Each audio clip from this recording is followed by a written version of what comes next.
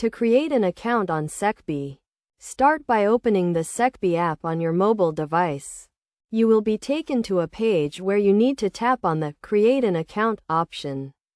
Next, enter your required details, including your email address and a new password for your Shakepay account. After entering this information, tap on I agree and then Next. You will then be prompted to enter your phone number. And after doing so, tap Next again.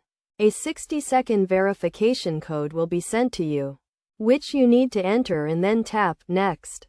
The next steps involve entering your full legal name, date of birth, residential address, and occupation. You will also be required to answer a series of questions.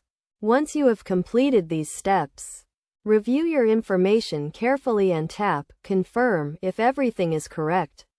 You may also be given the option to set up two-factor authentication, which you can choose to do or skip. After verifying your identity, your Shakepay account will be successfully created.